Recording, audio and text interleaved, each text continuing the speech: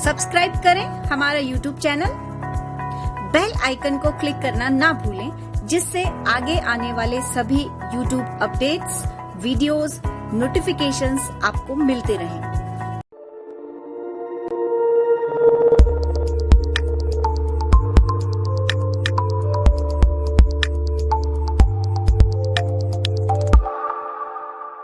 नमस्कार साथियों, परिष्कार वर्ल्ड में मैं ज्योति शर्मा आप सभी का स्वागत करती हूँ।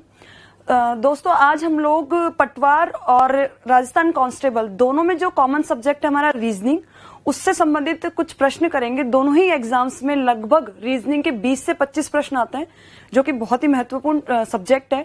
तो चलिए शुरू करते हैं हमारे पहले प्रश्न के साथ में। पहला प्रश्न है हमारे पास सीरीज से। सीरीज में हमें दिया हुआ है कि पहला लेटर है 8, उसके बाद में अगली संख्या हमारे पास में 81 और फिर दिया है 64 और हमसे पूछा है यहाँ पर क्या आएगा। तो देखिए 8 दोस्तों, 8 क्यूब होता है 2 का, 8 क्यूब है हमारे पास 2 का। इसी तरीके से 81 हमारे पास में ये क्यूब नहीं है, लेकिन ये जब मैं 3 की पावर 4 लिखती हूं तो ये क्या हो जाता है 81। तो इसी तरीके से यहां पर संख्या है मेरे पास में 2 की पावर 3 और यहां पे जो अगली संख्या है 81, ये है जब मैं 2 + 1, यानी कि यहां एक संख्या बढ़ गई मेरे पास में 3 और इसी तरीके से पावर में भी एक संख्या बढ़ गई मेरे पास में 3 से क्या हो गया +1 करने पे 3 + 1 क्या हो गया 4। तो ये क्या है 3 की पावर 4, ये किसके बराबर है मेरे पास में 81 के बराबर। इस तरीके से संख्या आई है। तो जब यहां हम देखते हैं 64 क्यूब है हमारे पास में, 4 का क्यूब है। तो अगली जो संख्या होगी वो अगली संख्या कैसे होगी, 4 + 1, एक संख्या बढ़ जाएगी या एक उसमें जोड़ देंगे। इसी तरीके से पावर में भी एक जोड़ देंगे, ये हो गया हमारे पास में 5 की पावर 4। 5 की पावर 4 का मतलब हो गया हमारे पास में 5 × 5 × 5 × 5, ये हो गया मेरे पास में 25 और 25 × 25 हो गया मेरे पास में 625। तो इसका जो सही आंसर है वो क्या हो जाएगा 625। वापस से देख लेते हैं एक बार। 8 है हमारे पास में, 8 होता है 2 का क्यूब, ठीक है। इसी तरीके से अगली जो संख्या आ रही है वो 81, वो 81 कब आ रहा है जब मैं 2 में एक संख्या जोड़ रही हूँ 1 और ऐसे इसकी जो पावर है हमारे पास में 3 की पावर में 1 जोड़ रही हूँ, यानी कि बेस और पावर दोनों में 1 ऐड करने पर नेक्स्ट का क्या आ रही है, नेक्स्ट डिजिट हमारे पास आ रही है, ठीक है। तो ये क्या हो गया 3 की पावर 4 हो गई और 3 की पावर 4 क्या हो जाएगा हमारे पास में 81, ठीक है। इसी तरीके से यहां पर हमारे पास में 64 और 64 क्या होता है 4 का क्यूब। जब हम अगला पद निकालेंगे तो वो अगला पद क्या होगा, वापस से 4 + 1 और पावर में +1 करने पे क्या आ जाएगा हमारे पास में अगला पद आ जाएगा। तो देखो अगला पद हमारे पास क्या है 5 की पावर 4, यानी कि 685। इसका क्या हो गया, सही आंसर हो गया। अगला प्रश्न है अब हमारे पास में, कुछ समीकरण एक विशेष पद्धति से हल किए जाते हैं, तो इस आधार पर बिना हल प्रश्न का सही उत्तर ज्ञात करें। प्रश्न है हमारे पास में किस तरीके से हल किया जा रहा है। 5 × 8 करने पर मेरे पास आ रहा है 28, 3 × 7 करने पर आता है 12, 8 × 6 करने पर आता है 35। तो बताइए 13 × 13 करने पर मेरे पास में क्या आएगा। तो देखिए दोस्तों, जब हम देखते हैं कि 5 × 8 करने पर मेरे पास कितना आ रहा है 28, तो हम सोचते हैं थोड़ा सा कि 5 का वर्ग होता है 25, 8 का वर्ग होता है 64, क्या उनका डिफरेंस करने पर ये 28 आता है, नहीं आता है। या इन संख्याओं को मल्टीप्लाई करने पर मेरे पास में ये संख्या आ रही है, नहीं आ रही है। तो अब हम बात करते हैं, जब ये 5 × 8 मेरे पास में 28 दे रखा है, तो देखिए हम अंकों के गुणा और अंकों के जोड़ की बात करेंगे। जब मैं अंकों का वास्तविक गुणा करूंगी 5 × 8 करूंगी तो मेरे पास में आता है 40। इसी तरीके से जब मैं 5 + 8 करती हूं तो मेरे पास में कितना आता है 13। मेरे पास में यहां संख्या दी हुई है 28, मेरे पास में संख्या दी हुई है 28। जब मैं 40 और 13 का डिफरेंस निकालती हूँ तो ये आता है 27, यानी कि 27 से एक ज्यादा मेरे पास में आ रहा है 28। अब वापस एक बार इसको इस तरीके से भी देख सकती हूँ कि जब 5 × 8 करूं तो मेरे पास में कितना आ रहा है 40 आ रहा है। 5 + 8 करती हूँ तो कितना आ रहा है 13 आ रहा है। इस 13 में से मैं माइनस कर दूं 1 तो कितना आ जाता है मेरे पास में 12 आ जाता है। और इस 12 को जब मैं माइनस करती हूँ 40 में से, 40 माइनस जब मैं 12 करती हूँ तो कितना आता है मेरे पास में 28 आता है। देखते हैं लॉजिक अगली जो अपने पास में डिजिट्स दी हुई है, जो अगली जो संख्याएं दी हुई है उसमें भी फॉलो होता है, नहीं होता है। तो देखिए यहाँ पे 3 × 7 मुझे दिया हुआ है कितना 12 दिया हुआ है, ठीक है। यहां मैंने लिखा था कि 3 × 7 12 दिया हुआ है और यहाँ पे है 5 × 8 बराबर 28। तो मैंने उनका जो रियल मल्टीपल था वो लिखा पहले, तो यहाँ लिखूंगी 3 × 7 कितना आया मेरे पास में 21, ठीक है। फिर उसके बाद में क्या, उन अंकों का योग, उन अंकों का जब मैं योग करती हूँ तो मेरे पास आता है 3 + 7 बराबर कितना आ गया 10, ठीक है। अब मैंने किया ये अंकों के योग में से -1 किया, तो 10 में से जब मैं -1 करूंगी तो मेरे पास में आ जाता है 9, ठीक है। फिर इन दोनों का मुझे क्या निकालना है, अंतर। इन दोनों संख्याओं का जब मैं अंतर निकालूंगी तो 21 माइनस 9 मेरे पास में कितना आ जाता है, 12। यानी कि ये लॉजिक इस पे भी काम कर रहा है, ठीक है। अब आगे जब इस वाले में देखूंगी मैं, 8 इंटू 6 मुझे दे रखा है 35। तो पहले अंकों को वास्तविक गुणा, अंकों का वास्तविक गुणा मेरे पास में हो गया 48। फिर जब मैं अंकों को जोड़ूंगी तो 8 प्लस 6 मेरे पास में हो गए 14। 14 में से फिर मैं एक कम लिखूंगी तो कितना हो जाएगा, ये 13। 14 में से एक माइनस करके 13। और जब मैं 48 और 13 का जब मैं माइनस करूंगी तो मेरे पास में आता है 35। यानी कि ये लॉजिक लग रहा है कि मेरे पास में ये जो सीरीज दे रखी है, जो इन प्रश्नों को हल किया है, उनको हल करने का तरीका क्या है, इनका जो वास्तविक गुणा, उस गुणा जो आता है, जो गुणन के बाद जो संख्या आती है, उस संख्या में से इनको जोड़ने के बाद, इन अंकों को जोड़ने के बाद उस आई हुई संख्या में से एक को माइनस करने पर जो संख्या हमें प्राप्त होती है, उसको इनके गुणा के द्वारा जो प्राप्त संख्या उसमें से क्या कर दिया जाए, घटा दिया जाए, तब ये संख्या हमारे पास में आती है जो हमें दी हुई है, ठीक है। तो वापस से इसको देखते तो इसका जो हल होगा, इसका निकालना है 13 इंटू 13। तो 13 इंटू 13 को हमें निकालना है। तो इसके लिए हम क्या करेंगे, पहले 13 इंटू 13 इनका जो वास्तविक गुणन है वो लिखा हमने, कितना आ गया हमारे पास में 169। इसी तरीके से जब इन अंकों को योग करेंगे तो हमारे पास में आ जाता है 26। 26 में से मैं माइनस करूंगी एक, कितना आ गया मेरे पास में 25। अब 25 को माइनस करना है इस 169 में से। तो जब 169 माइनस 25 में करती हूं तो मेरे पास में आ गया 144। तो इसका जो सही आंसर है वो क्या आ गया मेरे पास में, ऑप्शन डी 144। यानी कि 13 इंटू 13 करने पर मेरे पास में क्या आएगा, 144 आएगा। जिस पद्धति पे इनको हल किया गया है उसी पद्धति पे इस 13 इंटू 13 को हल करने पे मेरे पास कितना आता है, 144 आता है। वापस से देख लेते हैं एक बार। 5 इंटू 8 बराबर हमारे को 28 दे रखा है। तो 5 इंटू 8 इनका वास्तविक गुणा किया, कितना हो गया, 40 हो गया। अंकों का जब योग किया तो कितना होता है, 5 प्लस 8 बराबर कितना हो गया, 13। इस 13 में से एक को माइनस किया, कितना हो गया, 12 हो गया। तो 40 माइनस 12 जब मैं करती हूँ, 40 माइनस 12 जब मैं करूंगी तो कितना आ गया मेरे पास में, 28 आ गया। इसी तरीके से 3 इंटू 7 बराबर 12 दे रखा है। जब इसको हल करूंगी तो 3 इंटू 7 बराबर 21। वापस से 3 प्लस 7 बराबर 10 हो गया। और 10 में से वापस एक माइनस करेंगे तो कितने हो गए, 9। और इस 21 में से जब मैं 9 माइनस करूंगी तो मेरे पास आ जाता है 12, ठीक है। अब वापस से जब हमने इसी तरीके से 8 इंटू 6 बराबर कितना होता है, 35। 8 इंटू 6 बराबर कितना हो गया, 48 हो गया। वास्तविक गुणा किया इनका, फिर इन अंकों का योग किया, 8 प्लस 6 बराबर कितने हो गए, 14। इस 14 में से माइनस किया कितना, 1, तो आ गया मेरे पास में 13। 48 में से 13 घटाऊंगी तो कितने आ जाएंगे मेरे पास में, 35, ठीक है। तो इसी तरीके से 13 इंटू 13 का जब हमें निकालना है तो 13 इंटू 13 के लिए पहले इनको मल्टीप्लाई किया, वास्तविक जो गुणन इनका वो क्या, तो कितना आ गया, 169 आ गया। इसके बाद में 13 प्लस 13 अंकों का योग, अंकों का जब योग होगा 13 प्लस 13 बराबर कितना हो गया, 26। 26 में से हमें वापस से एक अंक घटाना है, यानी कि एक संख्या घटाएंगे तो कितनी हो गई हमारे पास में, 26 माइनस 1 किया तो कितना हो गया, 25। अब 169 माइनस 25 करेंगे तो कितना आ गया हमारे पास में, 144, जो कि हमारा क्या होगा, आंसर होगा, ठीक है। तो इसका आंसर क्या हो गया, 144। अब अगला प्रश्न हमारे पास है 3, 20, 63, 144, 275। ये एक सीरीज दी हुई है और हमसे पूछा है कि अगला पद क्या आएगा। तो देखो किस तरीके की सीरीज है, 3, 20, 63, 144, 275 और हमसे पूछा है कि अगला पद क्या होगा। तो देखो इनके बीच में डिफरेंस देख लेते हैं। डिफरेंस कितना है, 17। ना तो ये सीरीज किसी का, ये डिफरेंस नहीं है इनके बीच में, इनके किसी संख्याओं का एक डिफरेंस नहीं है, यानी कि समांतर श्रेणी वाली रूप नहीं बन रहा है। तो वो देखो कैसे, 17, यहां से जब मैं माइनस करूंगी 3, ये आ गया मेरे पास में 43। 17 और 43 में कोई सीरीज ही नहीं बन रही है कि किस तरीके से जोड़ा जाए या किस तरीके से घटाया जाए, कि 3 के बाद में 20 आ रहा है और 20 के बाद में 63 आ रहा है। अब बात कर ले ये क्या किसी का वर्ग है या किसी का घन है या उन संख्याओं का गुणन है, क्या है। तो देखो यहाँ पे ये है मेरे पास में पहली संख्या 3। अगर मैं इसको मल्टीप्लाई करूं 1 के वर्ग से और मल्टीप्लाई करूं 3 से तो ये कितना हो जाता है मेरे पास में, 3 हो जाता है, ठीक है। इसी के बाद में जब मैं अगली संख्या लूं 2 का वर्ग, ये हो गया मेरे पास में 4 और इंटू 5 करूं तो ये हो गया 20, ठीक है। अगली जब संख्या है मेरे पास में, अगली संख्या 3 का जो वर्ग इंटू मैं संख्या ले लूं 7, कितना हो जाएगा मेरे पास में, 9 7 63।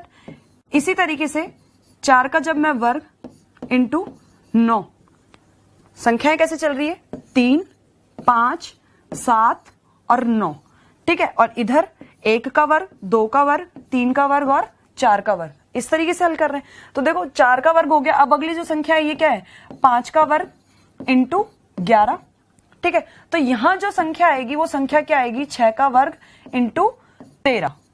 कौन सी संख्या आएगी, 6 का वर्ग इंटू 13। 6 का वर्ग होता है मेरे पास में 36 इंटू 13। जब मैं 6 का वर्ग इंटू 13 करूंगी तो ये मेरे पास में आ गया 468। ठीक है, वापस से देख लें एक बार, ये जो संख्या दी हुई है हमारे को, ये देखो ये सीरीज किस तरीके से दी हुई है कि ये जो संख्याएं हैं हमारी उनका गुणन है और साथ में वर्ग संख्याओं से भी गुणा है। तो जो वर्ग है देखो, 1 का वर्ग, 2 का वर्ग, 3 का वर्ग, 4 का वर्ग, 5 का वर्ग, कंटिन्यू नेचुरल नंबर्स के वर्ग इंटू हो रहे कौन सी संख्याओं से, 3, 5, 7, 9 और 11, यानी कि विषम संख्या जितनी भी उनसे क्या हो रहा है, एक एक छोड़कर जो विषम संख्या उनसे गुणा हो रही है। तो इसका जो सही आंसर क्या हो गया हमारे पास में, 468। ठीक है, वापस देख लें एक बार। 3 जो है वो क्या है, 1 का वर्ग इंटू 3। इसी तरीके से 20 को मैं लिख सकती हूँ 4 इंटू 5। इसको इस तरीके से भी लिख सकते हैं 1 into 3, 4 into 5, 9 into 7, 16 into 9, 25 into 11। ठीक है, तो ये देखेंगे तो ये 1 का वर्ग हो गया, ये 2 का वर्ग, ये 3 का वर्ग, ये 4 का वर्ग, ये 5 का वर्ग। तो ये यहां से हमने देखा ये वर्ग है और साथ में क्या है, संख्याएं मल्टीप्लाई हो रही है। तो आंसर क्या आ गया हमारे पास में, 468। ठीक है, तो अगला प्रश्न है हमारे पास। अगले प्रश्न में देखो हमसे पूछा है कि यहां पर क्या आएगा। तो देखो 2 और 3 को जब मैं मल्टीप्लाई करूं या ऐड करूं तो मेरे पास में 12 नहीं आता, लेकिन इसी तरीके से जब मैं 2 और 6 को मल्टीप्लाई करती हूं तो मेरे पास में 12 आते हैं। ठीक है, अब ये लॉजिक इसमें देखते हैं कि 4 और 3 को जब मैं मल्टीप्लाई करती हूँ तो भी मेरे पास 12 आता है। तो यहाँ पे वो संख्या आएगी जिसको जब मैं 1 से मल्टीप्लाई करूंगी तो मेरे पास में यहाँ बीच वाली जो संख्या है वो क्या आनी चाहिए, 12 आनी चाहिए। तो यहाँ पे कौन सी संख्या आ जाएगी मेरे पास में, 12। ठीक है, तो इसका जो सही आंसर क्या हो जाएगा अपने पास में, ऑप्शन सी 12। वापस देख लो, इस फिगर में 6 इंटू 2 क्या है हमारे पास में, 12 है। ठीक है, 3 इंटू 4 क्या है हमारे पास में, 12 है। तो यहां पे भी वो संख्या आएगी जिसको 1 से मल्टीप्लाई करूं तो मेरे पास में क्या आ जाए, 12 आ जाए। तो इसका सही आंसर क्या हो जाएगा हमारे पास में, 12। अगला प्रश्न है हमारे पास। 4 शब्द दिए गए हैं जिनमें से 3 किसी न किसी प्रकार से समान है और चौथा एक विषम है, तो वह विषम शब्द ज्ञात करिए। हमारे पास में 4 ऑप्शन दिए हुए हैं और 4 में से 3 किसी तरीके से समान है और एक जो है वो किसी तरीके से क्या होगा, डिफरेंट होगा। तो हमें उसी डिफरेंट वर्ड को फाइंड आउट करना है, उसी विषम शब्द को हमें ढूंढना है। तो देखो पहला ऑप्शन है हमारे पास में कान, दूसरा है गुर्दा, तीसरा है फेफड़ा और चौथा है यकृत। तो देखो एक कॉमन सी चीज है कि ये सभी जो 3 अंग हैं, ये सभी तीनों अंग आंतरिक अंग है, ये सभी शरीर के अंदर अंग है। ठीक है, और ये जो कान है ये कैसा है, शरीर का बाह्य अंग है। ठीक है, तो इसका जो राइट आंसर अगर बात करें तो इसका जो आंसर क्या होगा, वो क्या होगा हमारे पास में, कान। क्योंकि कान कैसा अंग है, एक बाहरी अंग है और गुर्दा, यकृत और फेफड़ा कैसा अंग है, आंतरिक अंग है। ठीक है, तो इसका जो आंसर क्या हो जाएगा, कान को छोड़कर सभी आंतरिक अंग है। तो इसका आंसर क्या होगा हमारे पास में, ऑप्शन ए।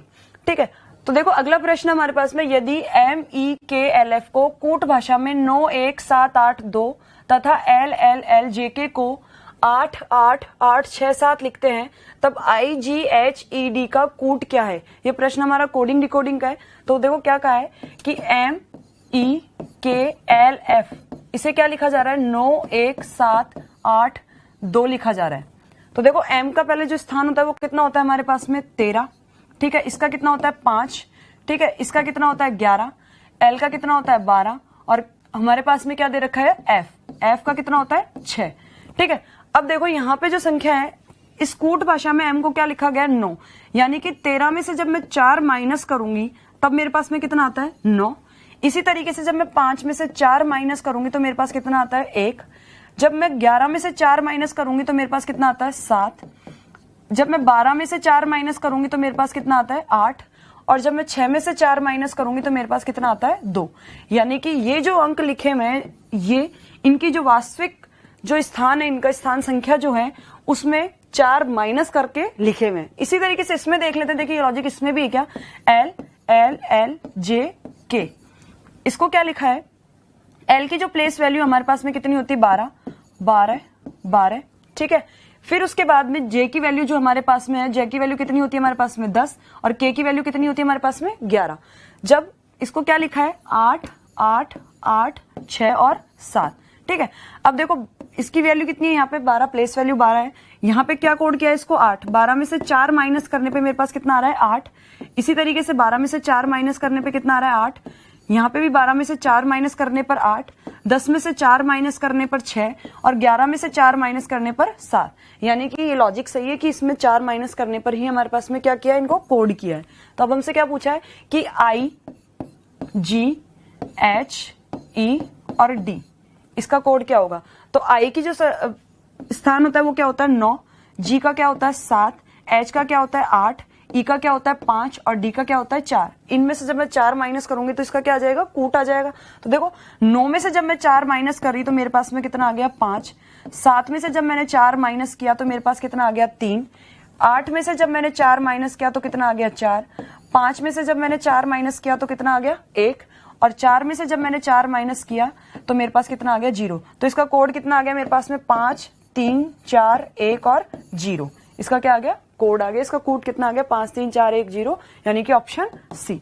वापस देख ले, m की जो वैल्यू हमारे पास में कितने, m की प्लेस वैल्यू होती है 13, 13 में से 4 माइनस करके आया कितना अपने पास में 9। ठीक है, ये 9 आ गया। अगला देखो e की वैल्यू कितनी, e की प्लेस वैल्यू अपने पास में 5, 5 में से 4 माइनस करने पर 1। इसी तरीके से k की वैल्यू कितनी आ गई 7 और l की वैल्यू कितनी आ गई 8, f की वैल्यू कितनी आ गई 2 और l की वैल्यू वापस से इस वाले के लिए l की वैल्यू कितनी आ गई मेरे पास में 8 और j की वैल्यू कितनी है मेरे पास में 6 और k की वैल्यू कितनी है मेरे पास में 7। तो हमारा जो पूछा है हमसे I, G, H, E, D इसका मान क्या होगा, I का कितना होता है 9, 9 में से जब 4 माइनस करे तो कितने आ गए 5, G में से G का कितना है 7, 7 में से 4 माइनस करे कितने हो गए 3। इसी तरीके से H का कितना होता है 8, 8 में से जब 4 माइनस करे तो कितने हो गए 4 और E है, E का कितना होता है 5, 5 में से जब 4 माइनस करे तो कितने हो गए 1 और D का कितना होता है 4, 4 माइनस 4 करे तो कितने हो गए 0। तो इसका सही आंसर क्या हो गया, ऑप्शन सी। ठीक है, अब अगला प्रश्न है हमारे पास, ऐसे कितने छात्र हैं जो केवल क्रिकेट खेलते हैं। हमें एक डायग्राम दिया हुआ है, इसमें पूछा है कि ऐसे कितने छात्र हैं जो केवल क्रिकेट खेलते हैं। तो देखो अगर बात की होती पूरे क्रिकेट खेलने वाले छात्र बताइए, लेकिन प्रश्न में हमसे पूछा है कि केवल, केवल का मतलब क्या हो गया, सिर्फ ये वाले, सिर्फ ये वाले। और ये वो व्यक्ति हैं जो क्रिकेट भी खेल रहे हैं और टेनिस भी खेल रहे हैं। यानी कि जब ये जो है हमारे पास में 25, ये 25 क्या है, ये पूरे वाले, ये पूरे 25 है हमारे पास में। लेकिन हमसे क्या पूछा है, केवल पूछे, केवल क्रिकेट खेलने वाले। तो देखो केवल के लिए हम 25 में से क्या माइनस कर देंगे, 16। 16 क्यों माइनस करेंगे, क्योंकि 16 उनमें भी शामिल है, 16 में वो व्यक्ति भी शामिल है जो कि टेनिस खेलते हैं।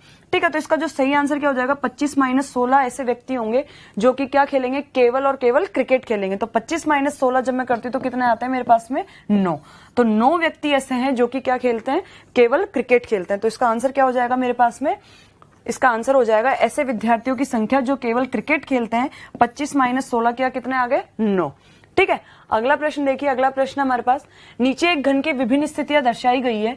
यदि अंक 5 ऊपर के फलक पर हो तो निचली फलक पर कौन सा अंक आएगा। 5 के विपरीत अंक पूछा है हमसे। तो देखिए सबसे पहले 5 अपना कहाँ है, यहां पे। ठीक है, अब हमसे कहा है कि 5 के विपरीत अंक पूछा है। तो देखो 5 के विपरीत अंक हमसे पूछा है, तो अब हमें क्या करना है, सबसे पहले कॉमन अंक देखना है हमें। कॉमन अंक पूछा है कहाँ है, तो इन पासों में सबसे पहले कॉमन अंक देखेंगे। कॉमन अंक में देखो यहाँ पे, जब मैं इन दो डाइस की कंपेयर करती हूँ या इन दो डाइसों को तुलना करती हूँ तो देखो 2 अंक कॉमन है, एक 5 और एक 3, 5 और 3। ठीक है, और बच गए कौन से अंक, एक अंक बच गया मेरे पास में 1 और एक अंक बच गया कौन सा 2। यानी कि 5 और 3 एक दूसरे के विपरीत तो होंगे नहीं, तो विपरीत कौन होगा, एक अंक के विपरीत तो हो जाएगा मेरे पास में 2। ठीक है, यानी 5 के विपरीत ना तो 2 होगा, ना 1 होगा, ना ही 3 होगा। अब इसके बाद में बात करते हैं इन दोनों डाइस की। जब हम बात करते हैं तो देखो इन दोनों डाइस में कॉमन अंक कौन सा है मेरे पास में 1। ठीक है, तो जब मैं इसको क्लॉकवाइज डायरेक्शन में लिखती हूं तो देखो 1, 3 और 5। इसी तरीके से इस कॉमन अंक से शुरू करते हुए जब इसको क्लॉकवाइज डायरेक्शन में लिखती हूं तो क्या होता है 1, 6 और 4।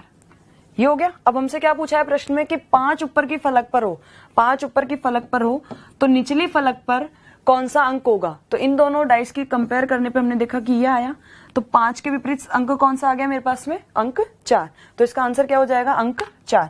वापस देख ले, अपोजिट साइड्स क्या होंगी, 1 के अपोजिट हो गए हमारे पास में 2। ठीक है, 4 के अपोजिट क्या हो जाएगी मेरे पास में 5 और 6 के अपोजिट क्या हो जाएगी मेरे पास में 3। तो इसका जो आंसर क्या हो गया, 5 के अपोजिट साइड कौन सी आ गई मेरे पास में 4। अगला प्रश्न देखो, मैं पश्चिम की ओर मुंह करके 90 डिग्री घड़ी की दिशा में, फिर 135 डिग्री घड़ी की विपरीत दिशा में मुड़ता हूं, तो मैं अब किस दिशा में खड़ा हूं? तो देखो पहले हमारे पास में डायरेक्शन बना लेते हैं हम, ये ईस्ट, वेस्ट, नॉर्थ और साउथ। ठीक है, इधर की तरफ मुंह करके खड़ा है। ठीक है, पश्चिम की ओर मुंह करके 90 डिग्री घड़ी की दिशा में, पहले किधर घूमेगा? 90 डिग्री घड़ी की दिशा में। तो घड़ी की दिशा में घूमेगा तो कहां जाएगा? इस डायरेक्शन में, यहां जाएगा। 90 डिग्री ये एंगल हो गया हमारे पास में। ठीक है, फिर 135 डिग्री घड़ी की विपरीत दिशा में, 135 डिग्री जब घड़ी की दिशा में घूमेगा तो वापस ऐसे, तो 90 डिग्री तो ये कवर कर ली इसने। 135 को इस तरीके से लिख सकती हूँ, 135 डिग्री बराबर हो गया 90 डिग्री प्लस 45 डिग्री। ठीक है, तो 90 डिग्री तो ये कर लिया, तो यानी कि 90 डिग्री पे तो वापस कहाँ गया? वेस्ट पे। ये कहाँ जा रहा है? 135 डिग्री पे, यानी कि ये वापस और किधर आएगा? इधर नीचे की तरफ कितने डिग्री एंगल पर? 45 डिग्री एंगल पर। तो 45 डिग्री एंगल पर अब उसकी स्थिति क्या हो गई? यहां पर। तो अब ये कौन सी दिशा की ओर मुंह करके खड़ा है? तो इसका जो आंसर क्या हो जाएगा? दक्षिण पश्चिम। ये दिशा कौन सी हो गई मेरे पास में? दक्षिण पश्चिम। ठीक है, तो इसका आंसर क्या हो गया मेरे पास में? तो एक बार वापस देख लेते हैं। देखो, एंटी क्लॉकवाइज 135 डिग्री और क्लॉकवाइज कैसे चल रहा है? 90 डिग्री। जब डिफरेंस निकालेंगे तो कितना आता है वापस से? एंटी क्लॉकवाइज डायरेक्शन में कितना चल रहा है? 45 डिग्री। ठीक है, ये हमारा डायरेक्शन हो गया। इसके बाद में यानी कि 45 डिग्री पहले ये यहां था, फिर 90 डिग्री ऐसे गया है, फिर वापस से एंटी क्लॉकवाइज 135 तो 90 ये, फिर वापस से 45 डिग्री। तो अब इसकी डायरेक्शन क्या हो गई? साउथ वेस्ट, यानी कि दक्षिण पश्चिम। इसका क्या हो गया? सही आंसर हो गया। अगला प्रश्न देखो, अगला प्रश्न है कि A B C D E तथा एफ एक पंक्ति में बैठे हैं, ई तथा एफ मध्य में है तथा ए व बी अंतिम छोर पर हैं। सी ए के बाईं ओर है तो बी के दाईं ओर कौन है? सी ए के बाईं ओर है तो बी के दाईं ओर कौन है? तो देखो 6 व्यक्ति बैठे हैं पहले, सबसे पहले पंक्ति में 1 2 3 4 5 और 6 व्यक्ति बैठे हैं। ई और एफ मध्य में बैठे हैं, मध्य में ये स्थान है। अगर ई यहाँ है तो एफ यहाँ होगा, अगर एफ यहाँ है तो ई यहाँ होगा। ये दोनों पोजीशन है जो ई और एफ के लिए बुक है। अब हमसे क्या पूछा है कि ए व बी अंतिम छोर पर है। ये कहा है ए और बी अंतिम छोर पर है, तो देखो ए यहां भी हो सकता है और ए यहां भी हो सकता है, साथ ही बी यहां भी हो सकता है और बी यहां भी हो सकता है। लेकिन आगे देखो क्या कहा है? सी ए के बाईं ओर है, सी ए के बाईं ओर है। तो देखो अगर सी ए को मैं यहां बैठाती हूं, अगर ए को मैं यहां बैठाती हूं तो सी इसके बाईं ओर कहां बैठेगा? इधर तो जगह ही नहीं है। यहां बैठे पंक्ति में कितने लोग हैं? 6 लोग बैठे, तो ठीक है, यहां पर ए नहीं आएगा, यहां पर ए नहीं आएगा। ए कहां आएगा हमारा? ए यहां बैठा हुआ है। अब सी ए के बाईं ओर है, सी ए के बाईं ओर बैठ गया और बी अंतिम छोर पे बैठा, तो यानी कि बी कहां आ गया हमारे पास में? यहां आ गया। बचा कौन हमारे पास में? डी। ये हमारा कौन बैठ गया? डी।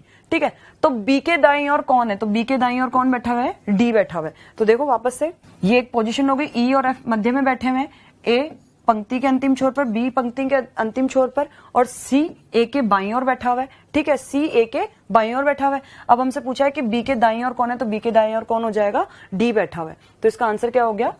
डी। अगला प्रश्न देखो, हंस का जन्मदिन सोमवार 5 जून को है। यदि तुषार का जन्म 11 दिसंबर को हुआ था तो उसी वर्ष तुषार का जन्मदिन सप्ताह में किस दिन होगा? ये प्रश्न कांस्टेबल के एग्जाम के पर्पज से महत्वपूर्ण है। तो देखिए, हंस का जन्मदिन सोमवार 5 जून को है, सोमवार 5 जून को जन्मदिन है। ठीक है, यदि तुषार का जन्म 11 दिसंबर को हुआ था, तुषार का जन्म कब हुआ है? 11 दिसंबर को हुआ था, तो उसी वर्ष तुषार का जन्मदिन सप्ताह में किस दिन होगा? तो देखिए, इस तरीके के प्रश्नों को हल करने के लिए हम विषम दिनों की संख्या निकालते हैं। विषम दिनों की संख्या कैसे निकालेंगे? देखिए, जून के महीने में रिमेनिंग डेज कितने बचे हमारे पास में? 5 जून को तो जन्म हुआ, तो बच गए कितने दिन? 25 दिन बच गए जून के। ठीक है, अब बात करते हैं जुलाई की। जुलाई में दिनों की संख्या कितनी होती है? 31। जुलाई में दिनों की संख्या कितनी होती है? 31। जब मैं इसको 7 से भाग देती हूँ तो 4 बार पूरी तरह भाग जाता है, 7 चौके 28, और बच गए मेरे पास में कितने? 3 दिन विषम दिन बच गए। तो 3 दिन क्या हो गए मेरे पास में? इसमें विषम दिन बच गए। तो जुलाई में 3 दिन विषम दिन, ये हो गए हमारे पास में जुलाई के। इसी तरीके से जब हम बात करें अगस्त में, अगस्त में वापस से दिनों की संख्या कितनी होती है? 31। जब मैं इसको भाग देती हूँ 7 से तो वापस से विषम दिनों की संख्या कितनी आती है मेरे पास में? 3 दिन। ठीक है, अब बात कर ले सितंबर की। सितंबर में दिनों की संख्या होती है 30। जब भाग देती हूँ 7 से तो ये कितना हो गया मेरे पास में? 2 दिन बचते हैं, 7 चौक 28 और बच गए कितने दिन? 2 दिन बच गए। तो ये 2 दिन क्या हो गए हमारे पास में? विषम दिन हो गए सितंबर के। देखो वापस से, ये विषम दिन है हमारे पास में जून के, ये विषम दिन है हमारे पास में जुलाई के, ये है हमारे पास अगस्त के, ये है सितंबर के। बात करते हैं अब अक्टूबर की। तो देखो अक्टूबर में दिनों की संख्या कितनी होती है हमारे पास, अक्टूबर में दिनों की संख्या वही 31 होती है। तो इसमें भी विषम दिन कितने हो जाएंगे, 3 विषम दिन हो जाएंगे। तो ये अक्टूबर के विषम दिनों की संख्या हो गई। आगे नवंबर, नवंबर में कितने विषम दिन होते हैं, नवंबर में दिनों की संख्या है मेरे पास में 30, ये हो गए मेरे पास में 2 विषम दिन हो गए। ठीक है, नवंबर में विषम दिनों की संख्या कितनी हो गई, 2। अब दिसंबर, दिसंबर में जन्म किस दिन हुआ है, 11 दिसंबर को। तो यानी कि कितने दिन हो गए विषम दिन, 11, बचे हुए कितने दिन, 11। अगर लास्ट में पूछा होता तब हम उसमें निकालते, जिस महीने में जन्म हुआ है उसके केवल दिनों की संख्या ही लिखते हैं। तो जब इनको हम टोटल करते हैं, टोटल विषम दिनों की संख्या हमारे पास में कितनी आ गई, ये हो गया हमारे पास में 49 डेज। अब 49 डेज में यानी कि जब मैं बात करती हूँ 49 डेज को वापस से मैं जब 7 से भाग देती हूँ तो विषम दिन कितने बच गए मेरे पास में, 0। विषम दिन कितने बच गए मेरे पास में, 0। यानी कि जब 5 जून को हंस का जन्म हुआ उस दिन सोमवार था, तो तुषार के जन्म के दिन कौन सा दिन होगा, सोमवार में जो विषम दिन आए उन दिनों को जोड़ दो। तो सोमवार में विषम दिन कितने आए मेरे पास में, 0। सोमवार में 0 ऐड करूंगी तो वापस से क्या आएगा, सोमवार ही आएगा। यानी कि जिस दिन हंस का जन्म हुआ था उसी दिन 11 दिसंबर को तुषार का जन्म हुआ था, और उस दिन भी क्या था, सोमवार था। अब वापस से देख लो एक बार,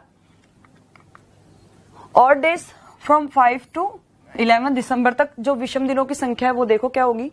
तो रिमेनिंग डेज जून में, जुलाई में, अगस्त में, सितंबर, अक्टूबर, नवंबर और दिसंबर में जो है वो कितनी होगी हमारे पास में, देखो 25 है हमारे पास में जून, ये है हमारे जुलाई, अगस्त, सितंबर, अक्टूबर, नवंबर और दिसंबर। इनमें विषम दिनों की संख्या निकाली, कितनी आ गई, 49। तो जब मैं 49 में 7 का भाग देती तो वापस से विषम दिनों की संख्या कितनी बचती है, 0। तो इस 0 को जब मैं सोमवार में ऐड करती हूँ तो हमारा आंसर कितना निकल के आ जाता है, सोमवार। तो यानी कि 5 जून को अगर सोमवार था तो 11 दिसंबर को भी क्या था, सोमवार ही था।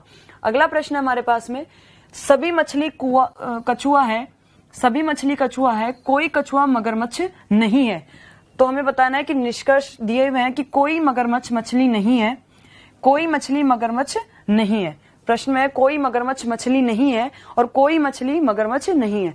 तो देखो सबसे पहले ये स्टेटमेंट हमारे को, एक स्टेटमेंट है पॉजिटिव स्टेटमेंट दिया हुआ है और ये स्टेटमेंट कैसा दिया हुआ है, निगेटिव स्टेटमेंट दिया हुआ है। तो यानी कि जब मैं पॉजिटिव और निगेटिव स्टेटमेंट का जब मैं निष्कर्ष निकालती हूँ तो वो हमेशा कैसा निकलता है, नकारात्मक यानी कि निगेटिव ही निकलता है। तो हमें निष्कर्ष तो दोनों ही नकारात्मक दिए हुए हैं।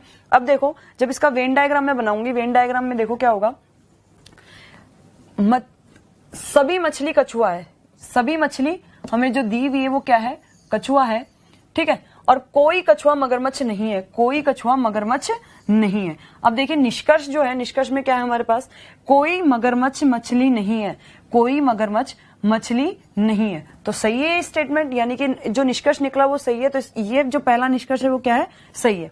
अब वापस से देखो दूसरा निष्कर्ष क्या दिया है कि कोई मछली मगरमच्छ नहीं है, कोई मगरमच्छ मछली नहीं है, साथ ही कोई भी मछली मगरमच्छ भी नहीं है। वेन डायग्राम से दिख ही रहा है, ठीक है। तो इसका जो आंसर ये दूसरा है वो भी क्या है, सही है। तो यानी कि पहला व दूसरा दोनों ही कथन क्या होंगे, अपने सत्य होंगे। पहला व दूसरा दोनों ही क्या होंगे, सत्य होंगे। अब अगला प्रश्न है हमारे पास में, कुछ जूते रुमाल हैं, कुछ रुमाल कैलकुलेटर है, सभी कैलकुलेटर पेपर है। तो देखो कुछ जूते, सबसे पहले हमारे पास में जूते हैं, इसमें कुछ जूते रुमाल है, पहला स्टेटमेंट हो गया हमारा। कुछ रुमाल कैलकुलेटर है, कुछ रुमाल कैलकुलेटर है, और सभी कैलकुलेटर पेपर है, और जो भी कैलकुलेटर है वो क्या है हमारे पास में, पेपर है, ठीक है। अब हमसे पूछा है कि कोई कैलकुलेटर जूता नहीं है। पहला निष्कर्ष दिया है कि कोई कैलकुलेटर जूता नहीं है, दूसरा है कि कोई जूता पेपर नहीं है। तो देखिए दोस्तों सबसे इंपॉर्टेंट चीज ये है कि अगर आपके पास में जो स्टेटमेंट है, जो भी कथन हमें दिए हुए हैं वो सभी अगर धनात्मक है, धनात्मक कथन से मतलब है कि उनमें नहीं का वाक्य नहीं होना चाहिए। ये सभी स्टेटमेंट कैसे अपने पास में पॉजिटिव स्टेटमेंट है। इन पॉजिटिव स्टेटमेंट का जब भी हम निष्कर्ष निकालेंगे वो हमेशा पॉजिटिव ही आएगा, वो कभी भी निगेटिव नहीं आएगा। तो और यहाँ जो निष्कर्ष निकले हैं वो दोनों ही कैसे हैं, निगेटिव। तो एक बार तो इस तरीके से भी आइडिया लगाया जा सकता है कि ये दोनों ही निष्कर्ष क्या होंगे, हमारे पास में गलत होंगे। ये दोनों ही निष्कर्ष गलत है क्योंकि ये दोनों निष्कर्ष जो है वो कैसे दे रखे हैं, हमारे को निगेटिव दे रखे हैं। वापस एक बार वेन डायग्राम से देख लेते हैं। वेन डायग्राम से निष्कर्ष क्या दिया हुआ है कि कोई कैलकुलेटर जूता नहीं है, कोई कैलकुलेटर जूता नहीं है। मैं इसको यहां पे भी बना सकती थी रुमाल को लेकर के, तो ये मेरा क्या हो जाता, कोई कैलकुलेटर जूते होते। तो यानी कि ये क्या हो गया, गलत हो गया। इसी तरीके से कोई जूता पेपर नहीं है, कोई जूता पेपर नहीं है, ये भी क्या हो गया, हमारा गलत हो गया। ठीक है, तो इसका जो सही आंसर क्या हो गया, 1 व 2 दोनों ही क्या हो गया, हमारे पास में असत्य हो गए। एक बार वापस से देख लेते हैं। जूते हैं और कुछ जूते रुमाल है, और रुमाल क्या है, कैलकुलेटर, और बाकी सभी कैलकुलेटर क्या है, पेपर है। तो इसका जो सही आंसर है हमारे पास में क्या निकल के आया, इसका सही आंसर हमारे पास आया कि 1 व 2 दोनों ही क्या हो गए, असत्य हुए। अगला प्रश्न देखो, अगला प्रश्न हमारे पास में कथन दिया हुआ है, क्या हमारे देश को पापी तथा सताए पड़ोसियों के साथ उदार व्यवहार व सद्भावना का विस्तार करना चाहिए। कथन दिया है, क्या हमारे देश को पापी तथा सताए पड़ोसियों के साथ, पापी तथा सताए हुए पड़ोसियों के जो व्यक्ति हैं उनके साथ में उदार व्यवहार व सद्भावना का विस्तार करना चाहिए। तर्क है इसके साथ में कि ऐसा करना क्यों करना चाहिए। तर्क का मतलब है कि ऐसा करना चाहिए या नहीं चाहिए। तो तर्क देखो, पहला तर्क हमें दिया है कि हाँ, सद्भावना सदैव लाभकारी होती है। दूसरा है, नहीं, हमारे उदार व्यवहार तथा सद्भावना को हमारी कमजोरी माना जाएगा। तो देखो, पहला तर्क क्या कह रहा है कि सद्भावना सदैव लाभकारी होती है। जी बिल्कुल, पहला तर्क अपनी जगह सही है, क्योंकि सद्भावना सदैव लाभकारी होती है। कुछ चीजों का जो झगड़े हैं वो बातचीत से, सद्भावना से ही हल होते हैं। ठीक है, तो इस बात के लिए पहला तर्क सही है। अब देखो, साथ ही दूसरा तर्क क्या कह रहा है कि नहीं, हमारे उदार व्यवहार तथा सद्भावना को हमारी कमजोरी माना जाएगा। बिल्कुल, कुछ देशों के साथ ऐसा भी है कि अगर हम उनसे सद्भावना से पेश आते हैं तो वो उसी चीज को हमारी क्या मानते हैं, कमजोरी भी मानते हैं। तो यानी कि ये दूसरा तर्क भी क्या सही है। तो ये दोनों ही तर्क अपनी जगह क्या है, सही है। तो इसका जो आंसर क्या हो जाएगा हमारे पास में, यदि 1 और 2 दोनों तर्क ही क्या है, अपनी जगह मजबूत है। ठीक है, पहला तर्क तो मजबूत है ही, दूसरा तर्क भी मजबूत है, लेकिन ये दोनों तर्क ही क्या है, मजबूत है। तो इसका आंसर क्या हो जाएगा हमारे पास में, ऑप्शन ई। वापस देख लेते हैं एक बार। स्पष्ट है, अच्छा व्यवहार कुछ विषय पर लंबे कलेश को आपसी बातचीत तथा शांतिपूर्वक समझौते से हल करने में मदद करता है, हल करने में मदद करता है। अतः तर्क 1 भी क्या होगा, अपनी जगह सही होगा। जो भी लंबे कलेश है या जो भी झगड़ा है उसको एक आपसी बातचीत से या शांतिपूर्वक तरीके से समझाया जा सकता है, सद्भावना से ही बढ़ाया जा सकता है। तो यानी कि जो पहला तर्क है वो क्या होगा, हमारा सही है। साथ ही जबकि हमारे इस तरह के व्यवहार को हमारी कमजोरी भी समझा जा सकता है, जिससे दूसरे देश इस तरह की आपराधिक गतिविधियों में शामिल रहेंगे। सद्भावना वाले जो तरीके हैं उनमें आपराधिक गतिविधियां बढ़ने के भी चांसेस ज्यादा होते हैं। तो इस तरीके से ये भी एक हमारी कमजोरी मानी जाती है। तो यानी ये अतः तर्क 2 भी क्या है, सही है। तो इसका जो सही आंसर क्या आता है, पहला और दूसरा दोनों तर्क सही है। अब अगला प्रश्न देखो, अगला प्रश्न हमारे पास में कथन है, क्या कुटीर उद्योगों को ग्रामीण क्षेत्रों के लिए प्रोत्साहित किया जाना चाहिए। कुटीर उद्योगों को ग्रामीण क्षेत्रों के लिए प्रोत्साहित किया जाना चाहिए। तो तर्क दिया हुआ है कि हाँ, ग्रामीण लोग रचनात्मक होते हैं। तो देखो, क्या कुटीर उद्योगों को ग्रामीण क्षेत्रों में सिर्फ इसलिए प्रोत्साहित किया जाना चाहिए क्योंकि ग्रामीण लोग रचनात्मक होते हैं?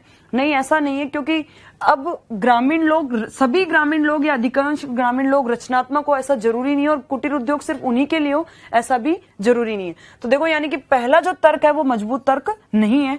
अगला देखो, हाँ, ये कुछ हद तक बेरोजगारी दूर करने में मदद करेगा। तो देखो, दूसरा तर्क, अगर हम ग्रामीण क्षेत्रों में कुटीर उद्योगों को प्रोत्साहित करेंगे तो ग्रामीण व्यक्तियों की बेरोजगारी काफी हद तक क्या होगी, दूर होगी। वो इंडिपेंडेंट बनेंगे, बेरोजगारी कम होगी। तो यानी कि जो दूसरा तर्क है वो एक मजबूत तर्क है कि कुटीर उद्योगों को ग्रामीण क्षेत्रों के लिए क्या किया जाना चाहिए, प्रोत्साहित किया जाना चाहिए। तो इसका जो सही आंसर क्या हो जाएगा हमारे पास में, इसका सही आंसर क्या हो जाएगा, केवल दूसरा जो तर्क है वो क्या है, मजबूत है। वापस से देख लें एक बार। कुटीर उद्योगों को ग्रामीण क्षेत्र में बढ़ने से वहां व्यवसाय की संभावना बढ़ेगी। वहां पे क्या होगा? व्यवसाय की संभावना बढ़ेगी। यह कारण है कि ग्रामीण व्यक्ति अधिकांशतः संरचनात्मक है, यह गलत है। अतः केवल तर्क 2 ही क्या होगा? सही तर्क होगा। इसका जो सही आंसर क्या होगा कि दूसरा जो तर्क है वो क्या होगा? मजबूत तर्क है। तो देखिए अगला प्रश्न हमारे पास में कथन दिया हुआ है कि संगठन योग्यता के आधार पर कर्मचारियों को बढ़ावा देना चाहिए। संगठन को योग्यता के आधार पर कर्मचारियों को बढ़ावा देना चाहिए या अकेले और सेवा या वरिष्ठता की लंबाई के आधार पर नहीं देना चाहिए। इसके पीछे पूर्व धारणाएं हमें दी हुई है कि एक कर्मचारी की योग्यता अकेले सेवा या वरिष्ठता की लंबाई के आधार पर प्रतिबिंबित नहीं होती है। एक कर्मचारी की जो योग्यता है वो केवल उसकी सर्विस की लंबाई के आधार पर प्रतिबिंबित नहीं होती है। एक ये पूर्व धारणा है। दूसरा कहा है कि एक कर्मचारी की योग्यता मापने के लिए यह निर्धारण करना संभव है। एक कर्मचारी की योग्यता मापने के लिए निर्धारण करना भी संभव है कि हम कितना उसको बढ़ावा दें, उसके लिए उसकी योग्यता को हम मेजर कर सकते हैं। तो देखो पहला जो है कहा है प्रश्न में कि योग्यता के आधार पर कर्मचारियों को बढ़ावा देना चाहिए। ये सब एक कथन है। ये कथन आया कब? जब पूर्व धारणा, और पूर्व धारणा से मतलब है कि उसको पहले माना गया कि ऐसा है, तब ये चीज सामने आई है। तो देखो पहला है स्टेटमेंट में, जो स्टेटमेंट का जो पूर्व धारणा है क्या है कि एक कर्मचारी की योग्यता अकेले सेवा या वरिष्ठता की लंबाई के आधार पर प्रतिबिंबित नहीं होती है। यानी कि एक कर्मचारी ने कितने टाइम तक अब सर्विस करी है या कितने टाइम तक अपनी सेवा दी है, उसके आधार पर उसकी योग्यता को प्रतिबिंबित नहीं किया जा सकता, और इसी आधार पर हम उनके कर्मचारियों को बढ़ावा नहीं दिया जा सकता। तो देखिए पहला जो है ये पूर्व धारणा जो है वो इसमें पूरी तरह से शामिल है। तो यानी कि पहले इसमें अंतर्निहित है। दूसरा देखो, एक कर्मचारी की योग्यता मापने के लिए यह निर्धारण करना संभव है, और एक कर्मचारी की योग्यता मापने के लिए यह भी निर्धारण करना संभव है। अतः ये दूसरा भी क्या होगा? इसमें अंतर्निहित है। तो इसके लिए इस कथन में ये दोनों पूर्व धारणाएं अंतर्निहित है। तो इसका जो सही आंसर क्या होगा हमारे पास में? एक और दोनों मजबूत है और ये दोनों ही इसमें शामिल है। वापस से देख लेते हैं एक बार। कथन में कहा है कि व्यक्ति के पुरस्कार की आवश्यकता के तनाव को दिखाता है जिसका प्रदर्शन किसी संस्था में बहुत समय में स्थिरता के साथ कार्य करता है। व्यक्ति के पुरस्कार की आवश्यकता के तनाव को दिखाता है जिसका प्रदर्शन किसी संस्था में बहुत समय से स्थिरता के साथ कार्य करता है। बहुत स्थिरता के साथ किसी संस्था में क्या करता है? वो व्यक्ति कार्य करता है। यद्यपि सर्विस की लंबाई किसी व्यक्ति के बुद्धिमान होने को सिद्ध नहीं करती है। सर्विस की जो लंबाई है वो किसी भी व्यक्ति के बुद्धिमान होने को सिद्ध नहीं करती है। उसका प्रदर्शन और बुद्धि कार्य पर विचार करती है। इसलिए 1 और 2 दोनों ही क्या है? उसमें अंतर्निहित है। ठीक है, तो इसका जो आंसर है वो क्या हो जाएगा? Option E. दोनों ही क्या होंगे? उसमें अंतर्निहित होंगे। अब अगला प्रश्न देखो। अगला प्रश्न है, प्रेम का एक पुत्र आनंद है, राजीव प्रेम का भाई है, नेहा की एक पुत्री रश्मि है, नेहा राजीव की बहन है, आनंद का रश्मि से संबंध बताइए। हमसे पूछा है कि आनंद का रश्मि से क्या संबंध है। प्रेम है, प्रेम का पुत्र क्या है? कौन है? आनंद। ठीक है, साथ में क्या है? राजीव प्रेम का भाई है। राजीव प्रेम का भाई है। ये कौन हो गया? राजीव हो गया। नेहा की एक पुत्री रश्मि है। नेहा है और नेहा की पुत्री कौन है? रश्मि है। नेहा की पुत्री रश्मि है। नेहा राजीव की भी बहन है। नेहा राजीव की बहन है। अगर नेहा राजीव की बहन है तो प्रेम की भी क्या है? बहन है। और पूछा है कि आनंद का रश्मि से क्या संबंध है। तो देखो आनंद और रश्मि क्या होंगे आपस में? क्या भतीजा होगा आनंद रश्मि का? नहीं। क्या चाचा होगा? नहीं। जीजा होगा? नहीं। आनंद और रश्मि क्या होंगे? एक कजन होंगे। क्या होंगे आपस में? कजन होंगे। तो इसका जो सही आंसर क्या होगा मेरे पास में? Option D. वापस देख ले एक बार। प्रेम है, प्रेम का पुत्र है आनंद, प्रेम का भाई है हमारे पास में राजीव, और नेहा की पुत्री है रश्मि। नेहा बहन है किसकी? राजीव की। और तो ये दोनों जब भाई बहन होंगे तो इनके बच्चे क्या होंगे? आपस में कजिन होंगे। तो आनंद और रश्मि आपस में क्या है? कजिन है। ठीक है, तो इसका आंसर क्या हो गया? कजिन। अगला प्रश्न देखो हमारे पास में क्या है। मनी की आयु प्रभु की आयु की 2 गुनी है, रमोना की आयु प्रभु की आयु की आधी है। यदि मनी की आयु 60 वर्ष है तो रमोना की आयु ज्ञात करें। हमें प्रश्न में दिया हुआ है मनी की आयु। मनी की आयु कितनी दे रखी है? 60। और कहा है कि मनी की आयु प्रभु की आयु की 2 गुनी है। यानी कि प्रभु की आयु की 2 गुनी है तो प्रभु की आयु मनी की आयु की कितनी हो जाएगी? आधी हो जाएगी। तो प्रभु की आयु कितनी हो गई अभी मेरे पास में? प्रभु की आयु हो गई 60/2, ये हो गई 30। ठीक है, वापस से कहा है कि रमोना की आयु प्रभु की आयु की आधी है। अब जो रमोना है उसकी आयु कितनी है? प्रभु की आयु की भी आधी। प्रभु की आयु है 30, ये कितना हो गया 30/2 15। तो रमोना की आयु कितनी हो जाएगी मेरे पास में 15 साल। वापस देख ले एक बार, मनी की आयु कितनी है मेरे पास में 60। ठीक है, प्रश्न में कहा है कि प्रभु की आयु मनी की आयु की क्या है, प्रभु की जो आयु है मनी की आयु की तो आधी है, और मनी की आयु प्रभु की आयु की क्या है 2 गुनी है। तो इसका क्या हो गया 30 वर्ष हो गया, 60 का आधा कितना हो गया 30 वर्ष। इसी तरीके से रमोना की आयु कितनी होगी 30/2 15 वर्ष, क्योंकि कहा है कि रमोना की जो आयु है वो प्रभु की आयु की क्या है आधी है। तो इसका आंसर क्या आ गया मेरे पास में 15 वर्ष। अब अगला प्रश्न है मेरे पास में, एक शब्द चुनिए जो कि दिए गए अक्षरों से बनाया जा सकता है। दिए गए अक्षरों से एक शब्द चुनना है जो बनाया जा सकता है। पहला देखो क्या है मेरे पास में BIOME, बायोम। तो क्या बायोम इससे बनाया जा सकता है? तो देखो पहला बी इसमें है, ठीक है, आई भी इसमें है, ओ भी इसमें है, एम भी इसमें है, और ई, लेकिन ई इसमें नहीं है, इसमें नहीं है, तो इसका आंसर ए नहीं बनाया जा सकता। ठीक है, इसी तरीके से इसमें देखें बी इसमें है, ठीक है, ए इसमें है, एस इसमें एक है, ठीक है, ए इसमें 2 नहीं है, ए कितनी बार है केवल एक बार है, तो एक बार है तो एक ही बार काम आएगा, तो यानी कि बसल ये भी नहीं बनाया जा सकता। ठीक है, अब इस पे आ जाते हैं, साउल SO, ठीक है, U और L, चारों लेटर इसमें और चारों लेटर इसमें आ रहे, यानी कि C, साउल को इसमें बनाया जा सकता है। अगला देख लेते हैं नेम्स, N इसमें है, A इसमें है, M इसमें है, लेकिन इसमें E नहीं है और यहाँ पर E है, तो नेम्स भी नहीं बनाया जा सकता। तो इसका जो सही आंसर क्या हो जाएगा मेरे पास में C, साउल। अब अगला प्रश्न देखो, अगला प्रश्न हमसे पूछा है, क्वेश्चन फिगर में एक आकृति दी हुई है और इसको कंप्लीट करना है। कंप्लीट करने के लिए देखो ये आकृति किस तरीके से बनेगी, हमारे पास में है ये आकृति इस आकृति के अपोजिट है, ये आकृति इस आकृति के जैसे ही है, सेम अपोजिट है। तो देखो वापस से ये आकृति, यहाँ जो आकृति आएगी वो इसकी तरह ही आएगी और अपोजिट आएगी। तो देखो कैसे आएगी, ये सेम हमारे पास में हो गया और वापस से ये कर्व बन गया, ठीक है, और लास्ट में हमारे पास में ये, तो ये ऑप्शन अपने पास में अपना कौन सा ऑप्शन आ जाएगा, ये ऑप्शन आ जाएगा अपने पास में ऑप्शन बी। तो इसका जो सही आंसर क्या हो गया ऑप्शन बी। ठीक है दोस्तों, ये थे हमारे रीजनिंग के कुछ प्रश्न। आशा करती हूँ आप सभी को समझ में आए होंगे। आगे कुछ प्रश्नों के साथ हम फिर मिलेंगे। धन्यवाद।